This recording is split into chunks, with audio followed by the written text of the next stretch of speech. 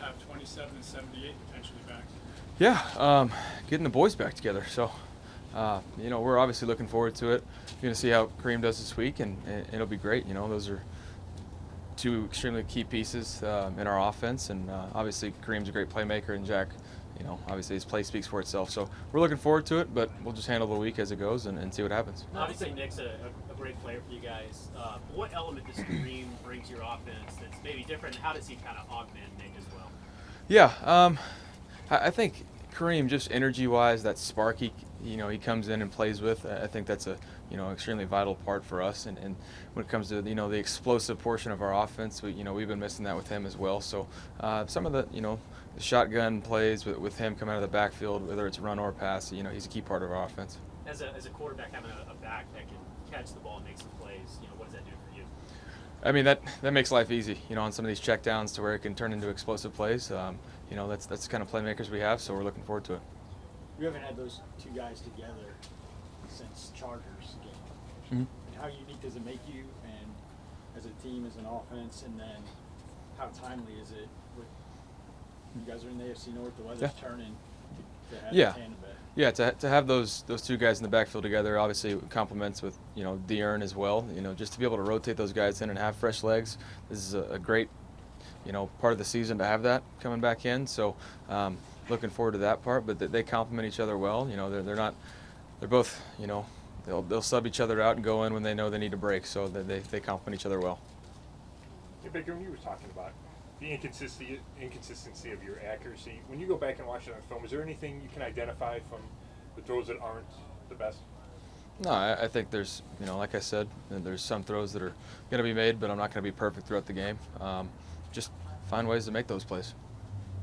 When you look at this Ravens pass defense, the rankings aren't good, but what stands out about it? Is their blitz package just different than everybody else's in the league?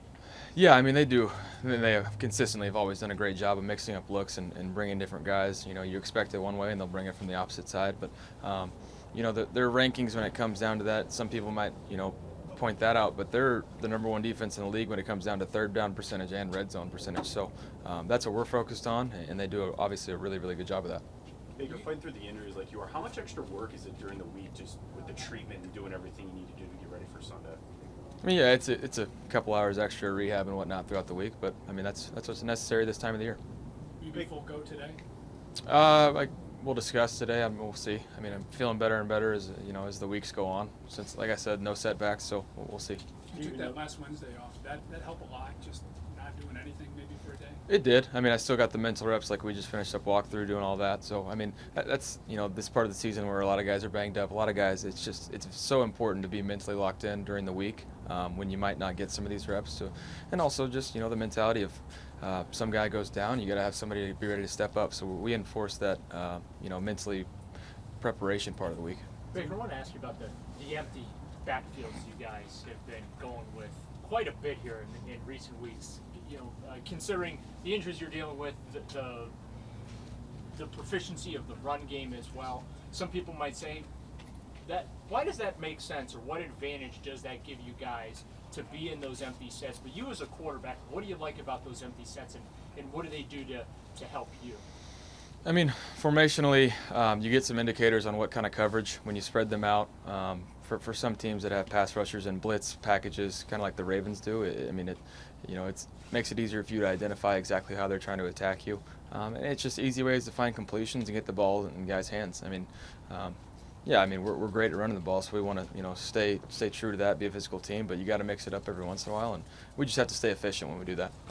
From my understanding, the heel started becoming an issue in Cincinnati. Is that right?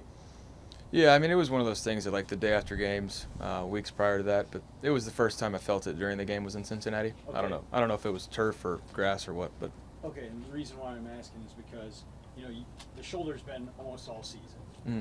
Been dealing with that. Harness, the whole thing.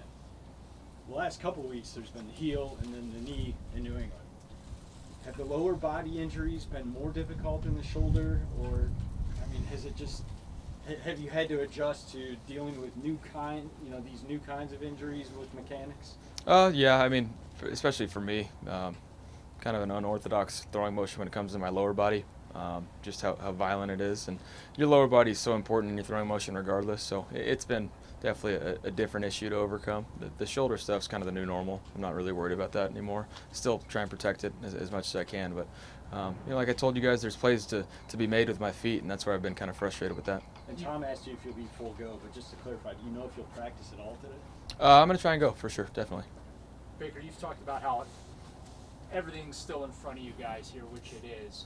How much does last year and what you guys went through to get to the playoffs, because you were in a similar have to win to get in type of mode, how much does that help you guys going through that experience last year as you guys prepare for what you're going to have to go through to get back to the playoffs this year?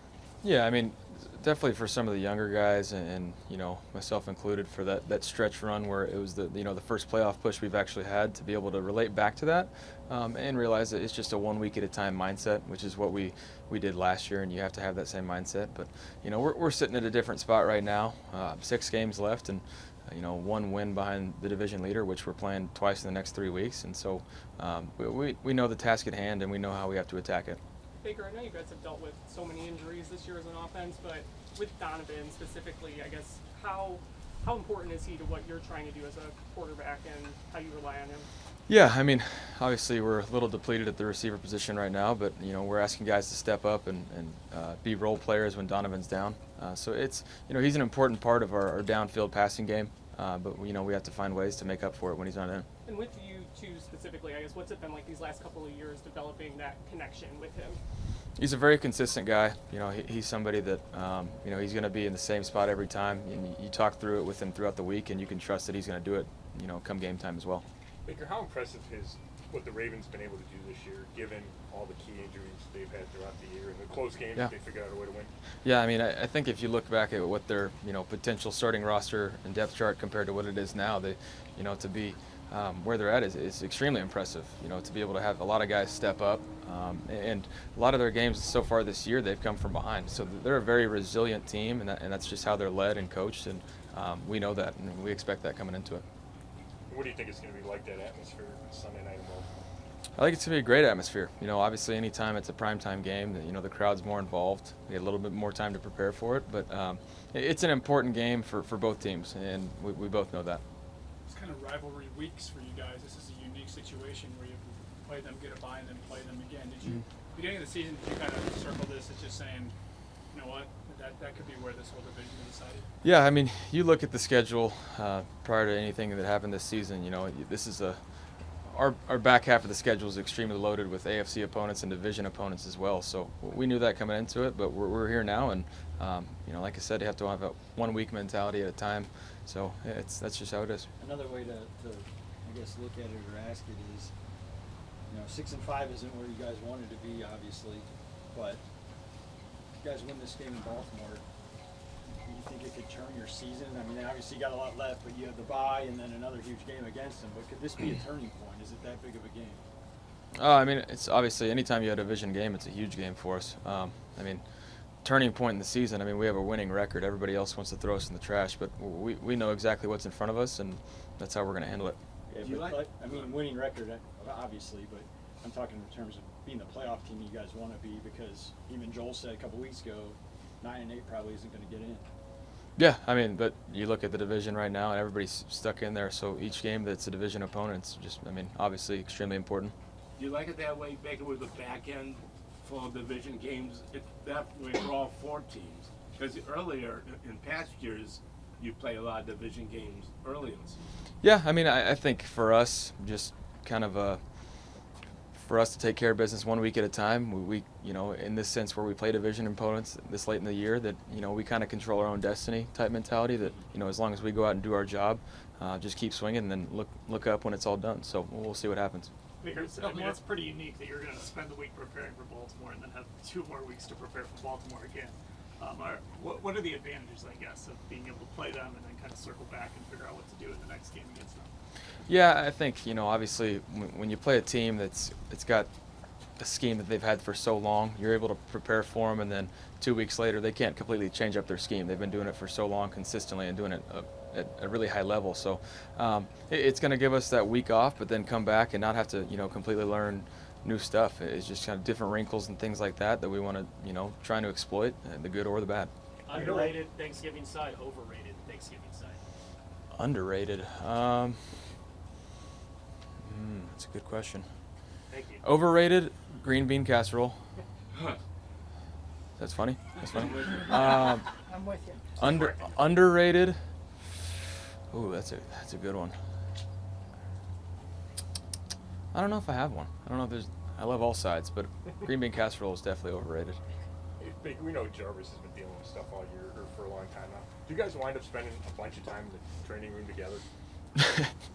Unfortunately, yes, that is the place where we do spend a lot of time together. We would do it regardless, but that's just that's where we're at right now. Kind of inspire each other, both fighting as hard as you can to get back there every week. Yeah, I mean that's just the type of professional that Jarvis is. On and off the field, he does everything he possibly can to get ready for each week, and we love that about him. Hey, last year when you Last guys one? went there weren't fans there, so you have to, I guess, go back a couple of years. But what do you think of the atmosphere in Baltimore? What type of place is Yeah. that to play? I mean, they definitely do a great job of the atmosphere, the fans. I mean, just the production. You see them turn off the lights, and you can tell it's a primetime game, and they're definitely ready for it. So we're expecting a great atmosphere, and we have to play at a very high level to execute.